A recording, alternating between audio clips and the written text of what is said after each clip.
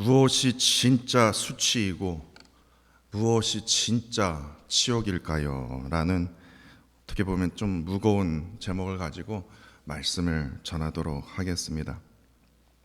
어느 책에 보니까요, 국제적 미래 교회 연구 기구의 대표로 계시는 이 레널드 스윗 박사님이 계십니다. 근데 이 박사님이요, 이 교회에 대한 이 알파벳 M 있죠, M으로 시작된 네 가지 종류의 교회를 그분이 소개를 했습니다. 첫 번째 교회로 미션, 그러니까 M으로 시작하는 교회로 미션 철치입니다. 그러니까 한국말로 얘기하면 뭐 미션 교회 뭐 그렇게 얘기하지만 이 미션이라는 단어의 의미를 담아서 사명 중심 교회입니다.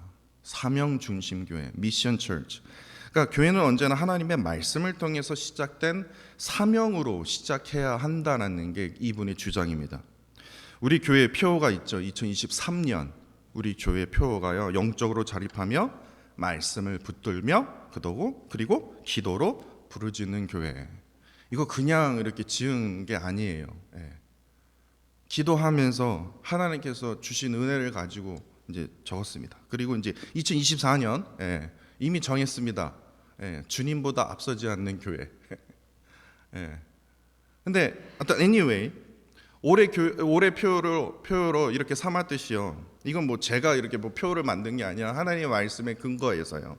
말씀을 통해서 시작된 그 사명으로 언제나 무엇을 향해요? 복음을 향해서 사명 중심의 그 교회가 되어야 한다는 겁니다. 사명 중심의 교회를 잃어버리면요, 두 번째로 이러한 교회가 됩니다. 미니스트리 철치요. 그러니까 그거를 한국말로 얘기하면 목회적 교회입니다. 목회적 교회? 뭐 잘못된 게 뭐 있습니까? 그러니까 잘못된다는 것에 대해서 말씀드리는 게 아닙니다. 그러니까 사명 중심 교회와 목회적 그 교회의 그 큰 차이점은요, 무엇이냐면요, 사명 중심의 교회는 신앙의 본질인 하나님의 그 말씀에 또 기도에 초점이 되어 있어요. 모든 행사가 말씀에 초점이 되어 있고 모든 행사가 기도에 초점이 돼요. 이게 사명 중심의 교회예요. 그러나 목회적 교회는요, 말씀과 기도보다는 어떻게 하든 성도의, 그러니까 다시 말해서 인간 중심에 되어 있어요. 그러니까 교회가 인간의 필요에 의해서 있는 거예요. 그러니까 신앙의 본질인 이 말씀과 기도의 초점 보기에는 그냥 형식에 이제 강조를 하게 돼요. 그러니까 하나님의 말씀에 움직이는 것보다는 교회 조직에 의해서 이제 움직이게 되는 거죠. 그러니까 예배에 흠쓰기보다는 예배에는 막 잘 참여를 안 하는데 이상하게 뭐 행사를 한다 그러면 막 엄청나게 사람들이 막 몰리는 거예요. 그거를 통해서 이제 교회 광고도 하고 사람 자랑도 하고 뭐 어떨 때는 뭐 담임 목사도 자랑하고 우리 교회 이거 있다 뭐 하면서 자랑하기에 바빠요. 그러니까 행사는요, 그냥 교회 자랑하기 위해서요. 인간 자랑하기 위해서요. 이게 뭐예요? 미니스트리 철치입니다. 근데 미니스트리 철치 이제 그 다음 단계로 이제 넘어가면요, 어떻게 된 줄 아십니까? 세 번째로 메인턴스 철치입니다. 그게 무슨 뜻입니까? 현상 유지적 교회가 되어버립니다. 현상 유지적 교회는요, 이 미니스트리 철치, 그러니까 목회적 교회만 예전에 우리 교회 이렇게 열심히 해왔는데 와 정말 많이 모였는데 이런 행사 진짜 와 이거 언제 해볼까? 그러니까 예전에 우리 교회가 이랬지 계속해요. 언제나 과거의 기억들만 한다라는 거예요. 그러한 교회일수록 뭐예요? 현상 유지적 교회라는 거예요. 그러니까 역동적으로 복음을 위해서 달려갈 생각은 없어요. 해봤자 안 되는데 뭘로 그렇게 합니까? 라기에 그렇게 말하는 거예요. 그러니까 지금 형상 유지하는 것도 지금 급급한데 너무나 힘든데 뭘 변화를 이렇게 하려고 합니까? 그냥 천천히 가시는 게 좋지 않습니까? 라고 말하는 교회예요. 근데 이러한 현상 유지적 교회 이제 그 다음 단계로 넘어가면요, 어느 교회가 되냐? 뮤지엄 철치가 됩니다. 이게 무슨 뜻입니까? 박물관 교회입니다. 그러니까 단어 의미 그대로요. 뭐 박물관 교회는 조금 그래도 좀 뭐 있어 보이죠. 그러나 쉽게 얘기하면 그냥 관광용 교회예요. 유럽을 한번 가보세요. 거의 절반 이상이 관광용입니다. 교회가 관광이에요. 우와, 건물 때문에 우아해요. 성도의 그 예배와 그 눈물의 기도와 그 예배의 감격의 우아가 아니라 건물 그냥 보면 우아해요. 예, 관광용 교회가 돼버려 있어요. 그래서 관광용 교회가 가면 뭐 못하는 거 맨 앞에 이렇게 바구니가 있죠. 예, 도네이션 하라고요. 예배가 드리는 곳이 아니에요. 관광지예요. 예수님이 아예 그냥 박물관에 그냥 갇혀 있는 듯한 느낌이 듭니다. 근데 여러분들 그걸 아셔야 돼요. 이거는 바로 이 교회 교인들이 타락해서 이렇게 된 거야. 절대로 그렇지 않습니다. 절대로 그렇지 않아요. 교인들이 타락해서 우리는 그렇게 생각하잖아요. 타락해서 저 교회가 무너진 거야. 아니요. 절대로 타락해서가 아니에요. 타락해서 박물관 교회가 된 것이 아니라 말씀과 기도가 떠나면 그렇게 돼요. 말씀과 기도가 떠나면 그냥 가만히 그냥 보기만, 뒤에서 뒷짐지고 가만히 보기만 하면 이제 저절로 그냥 형상 유지적 교회가 되면서 그 다음에 이제 박물관 교회로 되는 거예요. 단 교회가 좀 멋지면요 박물관 교회가 되지만, 교회가 멋지지 않으면 그냥 무너져요. 그냥 없어져요. 이게 제가 얘기한 게 아니라 이 박사님이요. 진짜예요. 찾아보세요. 근데 이 네 가지 종류의 교회를 살펴보면서 당연히 목사로서요, 과연 우리 교회는 네 가지 교회 중에 어떤 교회에 속해 있을까라는 생각이 떠나지를 않았어요. 뭐 여러분들도 아시다시피, 여러분들도 공감하실 거예요. 여러분들이나 저나 똑같이 네 가지 중에 어떤 교회가 되어야 합니까? 사명 중심 교회가 되어야 된다는 거예요. 사명 중심의 교회가 되려면 어떻게 해야 돼요? 말씀 읽어야 돼요. 말씀으로 깨어 있어야 된다는 거예요. 주일날 뭐 토요일 새벽 뭐 한 번 그냥 이게 아니라 날마다 뭐예요? 말씀으로 깨어 있어야 된다는 거예요. 기도로 뭐예요? 간구해야 됩니다. 그래야 교회는 영원해질 수 있어요. 그래야 교회는 사명 중심으로 나아갈 수 있어요. 왜냐? 말씀을 통해서, 기도를 통해서 하나님께서 우리가 걸어가야 할 방향을 보여주시거든요. 세상을 보니까, 내가 사업을 해보니까, 내가 인생을 살아보니까 교회가 이래야 된다가 아니라, 그러면 진짜 그야말로 우리 교회는 그냥 인생의 선배들만 모셔야죠. 말씀 제껴놓고 인생의 선배들을 앞에 모시고 우리가 말씀을 드려야 되겠죠. 그게 아니다라는 거예요. 하나님의 말씀을 통해서 계속해서 뭡니까? 하나님의 뜻, 우리가 걸어갈 방향이 무엇입니까? 기도를 통해서 하나님 나에게 복 주시고 이거 해결해 주시고 응답해 주시고, 이게 아니라 하나님 내가 이 교회를 위해서 어떻게 무엇을 헌신해야 될까요? 여러분, 저 되게 우연찮게 찾아봤어요. 박시은, 진태현, 작은 테레비. 제가 뭐 이분의 유튜브를 제가 뭐 구독하라고 제가 그런 건 아닙니다. 진짜 우연히 봤어요. 박시은, 진태현의 작은 테레비라는 유튜브 채널이 있습니다. 근데 그 채널의 제목이 이거예요. 어떤 교회를 다녀야 해요. 어떤 교회를 다녀야 해요. 이게 좀 맛이 이상하네요. 말이 이상하네요. 하여튼 어떤 교회를 다녀야 해요. 이거예요. 이게 맞는 말이네요. 그러니까 여러분, 요즘에 많은 한국 분들이 여기 오시지 않습니까? 그러면 아마 그거를 고민을 하실 거예요. 어떤 교회를 다녀야 되지? 근데 이 영상을 한번 보세요. 어떤 교회를 다녀야 해요라는 제목의 이 영상을 이제 저도 진짜 우연찮게 봤어요. 근데 13분 13초짜리거든요. 그런데 제가 딱 정신이 활짝 드는 그 부분이 6분 6초였어요. 제가 아주 정확하게 제가 잡아봤습니다. 6분 6초예요. 이 박시은 배우가요, 이렇게 말을 합니다. 그 말에 제가 너무나 공감을 했어요. 이렇게 얘기를 해요. 제가 그대로 따왔습니다. 근데 사실 가장 중요한 거는요, 우리가 사람을 보지 말라고 하거든요. 사람 때문에 시험받고 사람 시험에 들어서 교회를 떠나면서 그걸 하나님 믿어서 상처받았다고 그러잖아요. 사실 그런 게 아니에요. 결국에 다른 교회에 다녀도 하나님을 떠나게 되는 경우들이 종종 있거든요. 교회는요, 아픈 사람들이 모이는 거예요. 죄인들이 모이는 교회거든요. 그러니까 교회에 선한 사람들이 많이 있을 거라고 생각하지 마시고요. 교회에는 더 병든 자들이 있는 거다. 선하려고 노력해 보려고 하는 사람들이 더 많이 모이는 곳이다 라고 생각하시고, 좀 더 이렇게 마음을 오픈 마인드로 가지고 사람들을 바라봐 주셨으면 더욱 좋을 것 같아요. 그리고 교회 가서 말씀을 들을 때 정말 나에게 이 말씀이 울림이 있었다. 그리고 나한테 주시는 메시지가 잘 들어오고 이 말씀이 나한테 콕콕 박힌다. 이런 목사님의 말씀이 있다면 그곳에서 채워지거든요. 저에게 필요한 것이 그 목말랐던 그 말씀이 채워지는 거니까 그런 교회를 찾아보시고, 교회가 크든 작든 아무런 상관없이 그냥 내 마음이 편안하고 그 말씀이 잘 읽혀지고 잘 들리고 그리고 나에게 깨달음이 생기는 이런 교회에 가시면 좋겠다고 저는 생각합니다. 정말 맞는 말 아닙니까?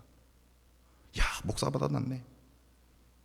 그러니까 저는 이 박시현 배우를 잘 몰라요. 근데 배우라고 해서 저도 알았어요.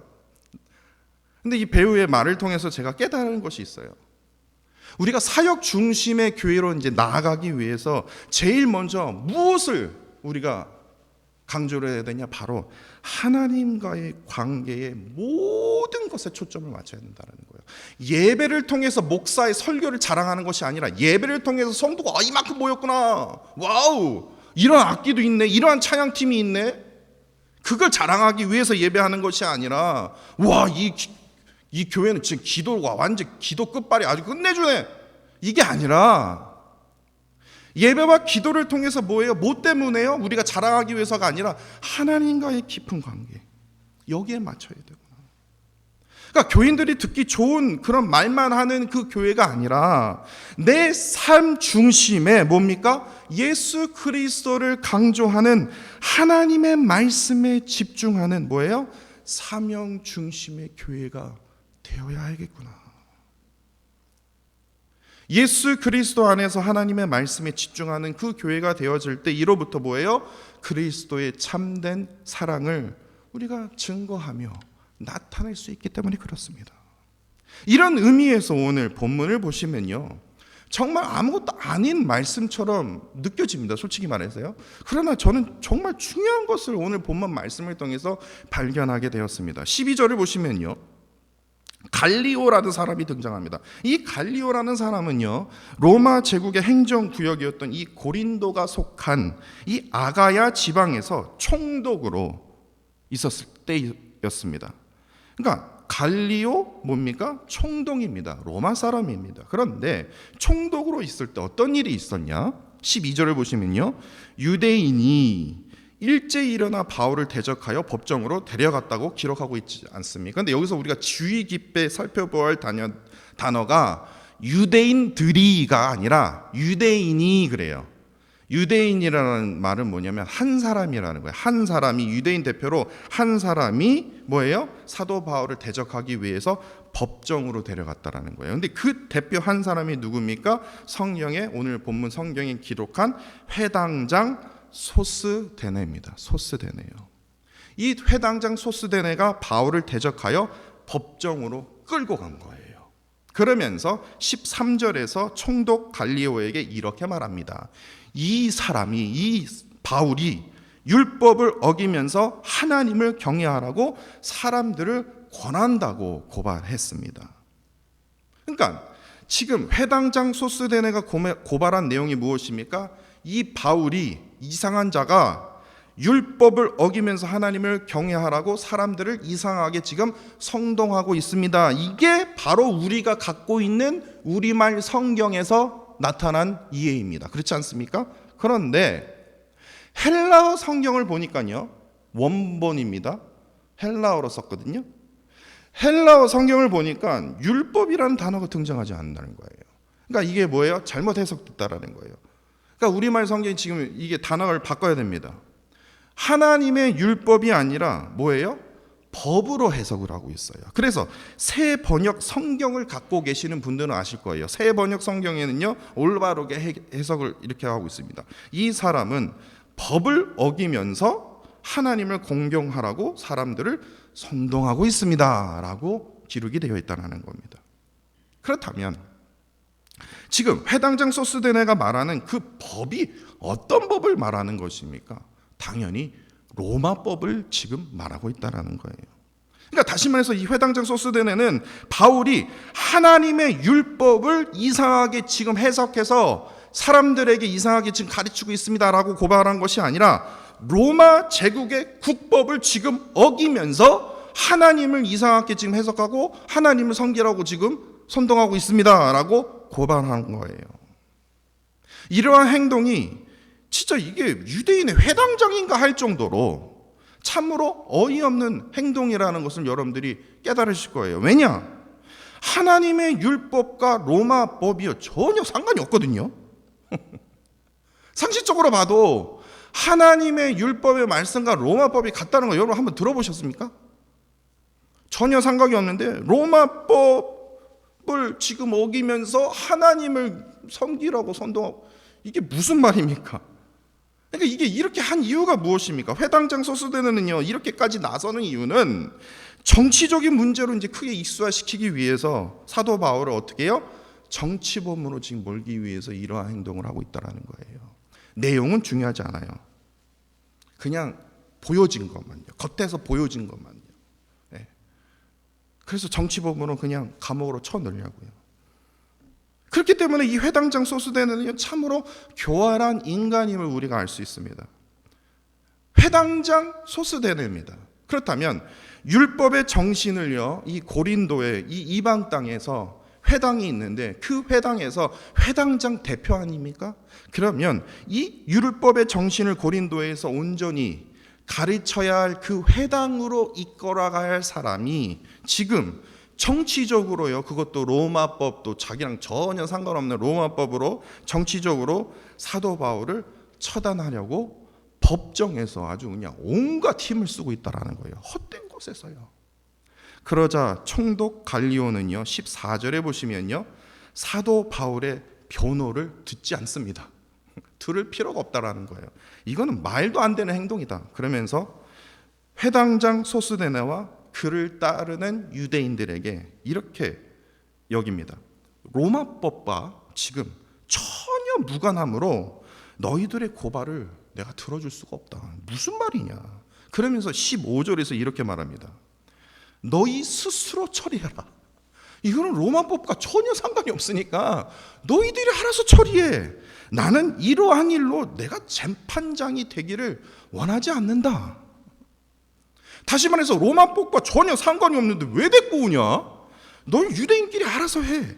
그렇게 해서 딱 처리하면서요 회당장 소스데네의 고발을요 완전히 무시해버립니다. 그런데 16절을 보십시오. 회당장 소스데네가 그럼에도 불구하고도 계속해서 말대꾸를 하니까 법정에서 이 회당장 소스데네를 강제로 쫓아냅니다. 그런데 이제 여기서 이제 집중해야 할 사건이 이겁니다. 이후에 벌어지는 이 사건이 참으로 놀랍습니다. 17절입니다. 제가 다시 한번 읽어드릴게요. 모든 사람이 회당장 소스데네를 잡아 법정 앞에서 때리되, 이게 뭡니까? 폭행이 지금 일어난 거예요. 근데 신기한 것이 갈리오가 이 일에 상관하지 아니하니라 라고 되어 있어요. 그러니까 여기서 말하는 모든 사람이란 유대인이 지금 회당장 소스데네를 지금 폭행한 게 아니라라는 거예요. 모든 사람이랑 바로 이 법정 근처에 있었던 누구예요? 고린도 시민들이었다라는 거예요. 그러니까 그 당시에는요 법정이 일어나면요 어느 누구나 그 법정을 참관하고 들을 수가 있었어요. 그러니까 다시 말해서 공개 장소였다라는 겁니다. 그런데 고린도 시민들이 옆에서 뒤에서 이렇게 들어보니까 이 회당장 소스데네의 이 악랄하고 또한 이 무식하고도 또 무례한 행동들을 보면서 결국에요 참다 못해서요 그들의 분노가 완전히 끝까지 올라버린 거예요. 그래서 분노가 치밀어 올라서 결국에요 한 사람이 시작된 게 아니라 모든 사람이에요. 그 법정에 구경했던 모든 고린도 사람들이 뭐예요? 이 회당장 소스데네를 어떻게 해요? 폭행에 이르게 된 거예요. 그러니까 여러분들 여기서 오해하지 마십시오. 고린도 시민들이요, 아이고 사도 바울 불쌍해 죽겠네. 아이고 사도 바울 내가 이분의 제자인데 그래서 편든 게 아니에요. 사도 바울은 몰라요. 그분들은 고린도 시민들은 몰라요. 그냥 회당장 소스데네가 싫은 거예요. 왜냐? 오랫동안요, 이 소스데네는 상상할 수 있는 게, 우리가 여기서 합리적인 의심을 할 수 있는 게, 회당장 소스데네는요, 고린도 지역에서 아주 악랄하고도 무례한 사람이었다라는 거예요. 사도 바울뿐만 아니라 고린도 시민들에게도 아주 무시를 하고 무례한 행동들을 오랫동안 보여왔기 때문에 그들의 분노가 이제 더 이상 참을 수가 없다라는 거예요. 왜 그러한 의심을 하게 되냐면요, 고린도 지역의 치안 유지가 누구의 일입니까? 총독 갈리오의 임무입니다. 그런데요, 그럼에도 불구하고도 고린도 시민과 어떤 소스델의 한 사람과 한 사람이 이렇게 싸운 것도 아니고, 고린도 시민들로 모든 사람이 들고 일어나서 지금 회당장 소스데네를 폭행했다라는 것을 바로 법정 앞에서 지금 그가 보고 있었거든요. 그런데 그걸 그냥 무시하고 그냥 가버린 거예요. 왜냐? 넌 당해도 싸, 이거예요. 갈릴리오가 뭐예요? 이 일에 상관하지 아니하였더라. 그래, 너는 이거 당해도 싸, 나랑 상관없는 일이야. 그래서 그냥 무시한 거예요. 이게 무슨 말입니까? 이 회당장 소스데네의 이 교만은요, 이 교만은 뭐예요? 패망의 선봉이라는 그 말씀이 잠언서에 있지 않습니까? 바로 이 회당장 소스데네는 그 말씀을 까먹었나 봐요. 그 교만으로 통해서 어떻게 해요? 스스로 패망의 선봉에 서 있었다라는 거예요. 이러한 이야기입니다. 근데 오늘 본문의 이 말씀을 묵상하면서 갑자기 저는 그 이야기가 떠올랐어요. 어느 율법사가요, 예수님을 시험하기 위해서 이렇게 묻습니다. 율법 중에 어느 계명이 큽니까? 율법이요, 365개가 돼갖고요, 너무나 많거든요. 근데 그 중에서 딱 탑 넘버원을 하나 뽑으래요. 야, 이러한 질문을 하냐? 근데 예수님이요, 이건 너무 쉽다, 누워서 떡 먹기다 하면서 막힘없이 그냥 답해 주셨어요. 마태복음 22장 37절로 40절입니다. 내 마음을 다하고 목숨을 다하여 뜻을 다하여 주 너의 하나님을 사랑하라 하셨으니 이는 크고 첫째 되는 계명이요 둘째도 이와 같으니 내 이웃을 내 자신과 같이 사랑하라 하셨으니 이 두 계명이 온 율법과 선지자의 뭐예요? 강령이니라. 이 말에 대해서요, 이 율법사가요 전혀 대꾸를 하지 못했어요. 왜냐? 맞는 말이거든요. 이스라엘이 믿는 그 율법의 정신은 뭐라고요? 하나님 사랑, 뭐예요? 이웃 사랑이라는 거예요. 그렇게 이스라엘이 믿고 따르는 그 율법의 정신은 어렸을 때부터 모세 오경에 대해서 달달달달달달 외우면서 머리에 집어넣고 막 문설주나 팔에 이마에 그렇게 기록한 그 말씀의 그 정신, 그 율법의 정신이 뭐예요? 하나님 사랑, 그리고 뭐예요? 이웃 사랑이라는 거예요. 그렇다면 지금 현재 이스라엘과 팔레스타인에 벌어지고 있는 이 참혹한 전쟁은 우리가 어떻게 이해를 해야 되고 해석을 해야 될까요? 물론 반드시 처리해야 됩니다. 이 테러 조직은요, 반드시 처리해야 돼요. 이 테러 조직 하마스의 이 잔인한 폭력과 무자비한 살인으로 오늘 이번 전쟁이 시작이 된 겁니다. 그러나 우리가 조심스럽게 다시 한번 우리가 생각해 보아야 할 것이 이겁니다. 팔레스타인에 가보니까요, 높은 벽이 있습니다.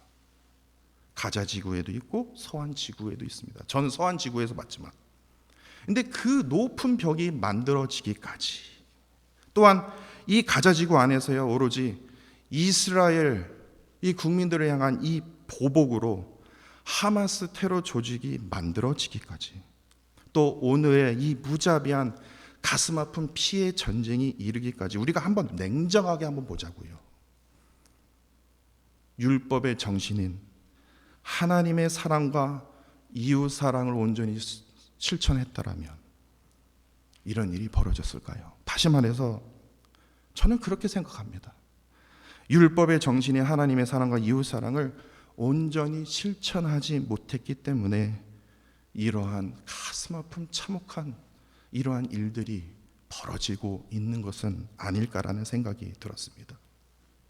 이런 의미에서 본다면요, 교회 또한 마찬가지입니다. 한국 교회 또한 마찬가지예요.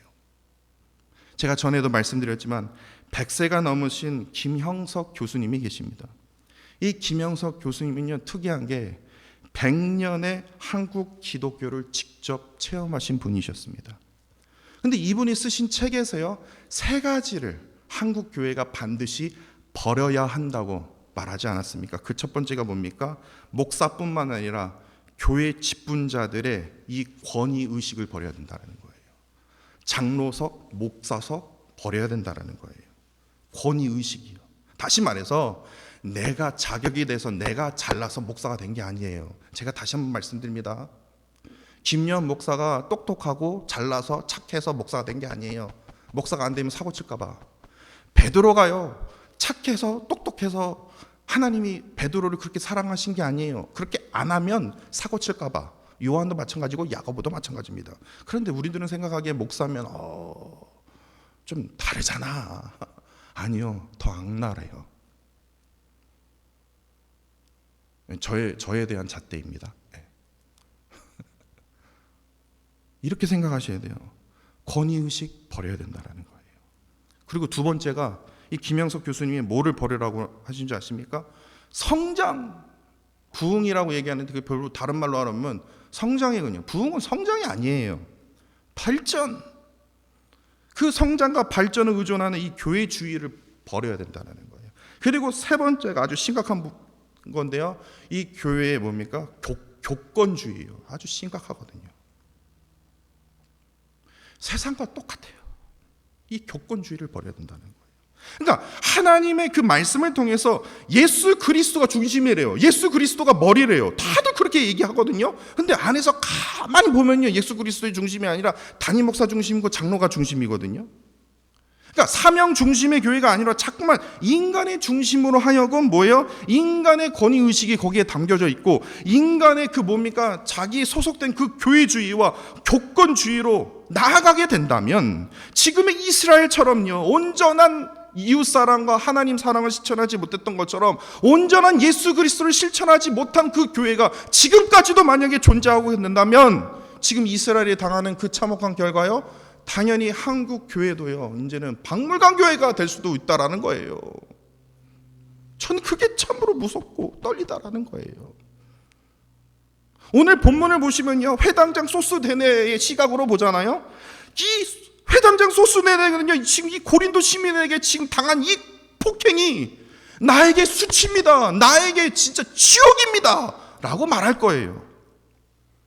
이스라엘 국민들에게 이 시각으로 보잖아요. 이 하마스, 진짜 때려 죽인 이 하마스의 이 무자비한 공격이 우리 국민들에게 수치이며 지옥입니다. 라고 해갖고 지금 전쟁이 벌어진 거예요.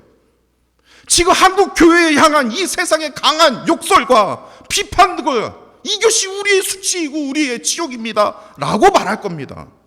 그러나 저는 그분들에게 저는 이렇게 묻고 싶어요. 무엇이 진짜 수치인지 아십니까? 무엇이 진짜 지옥인 줄 아십니까? 그것이 무엇이냐? 하나님의 말씀을 버리고요, 하나님을 온전히 사랑하지 못했던 것, 하나님의 말씀을 버리고요, 이웃을 온전히 사랑하지 못했던 것이, 이것이 나의 수치이고 나의 지옥입니다. 무엇이 진짜 수치이고 무엇이 진짜 지옥입니까? 하나님의 말씀을 버리고요, 내가 목사임에도 불구하고도 나는 돈을 사랑합니다. 내가 목사임에도 불구하고도 나는 세상의 명예를 사랑합니다. 라고 여기며 살아가는 것이 나의 수치이고 나의 지옥이라는 거예요. 이것이 진짜 우리의 수치이고 지옥 아닙니까? 하나님의 말씀을 또한 기도를 떠나서요, 어떻게 하든 현상 유지해야지, 그렇게 만들어가는 나 자신의, 이게 나에게 수치이고 지옥이다라는 거예요.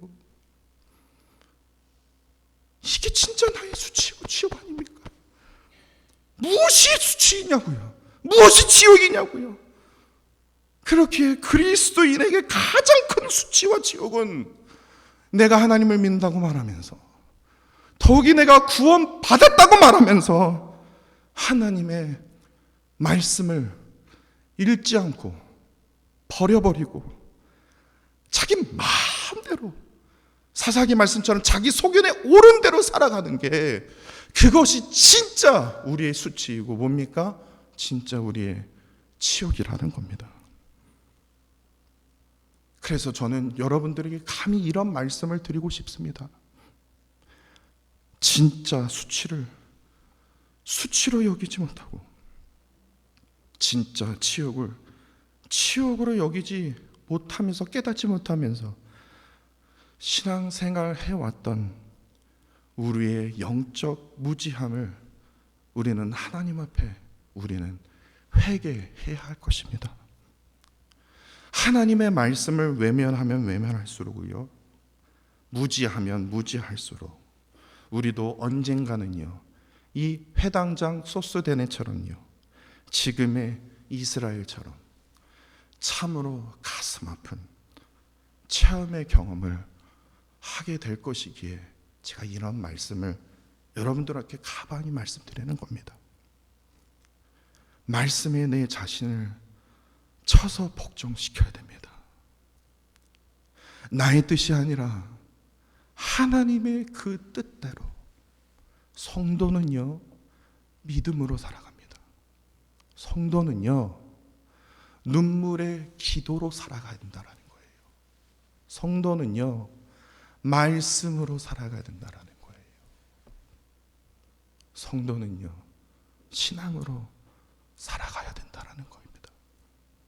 내가 하나님의 성도가 아니라면 오늘 제가 나눈 이 말씀 귀 닫으시면 됩니다. 그러나 내가 하나님의 성도라면요, 하나님의 말씀대로 순종하며 살아가야 된다는 겁니다. 그 말씀 속에 비춰진 예수 그리스도의 그 중심된 삶으로 나아가야 된다는 거예요. 그렇게 살지 못하면요, 이것이 나의 진짜 수치이고 이것이 나의 진짜 치욕입니다. 이걸 깨달아야 된다는 겁니다. 하나님의 말씀에 순종함으로 나의 삶이 오로지 예수 그리스도이십니다.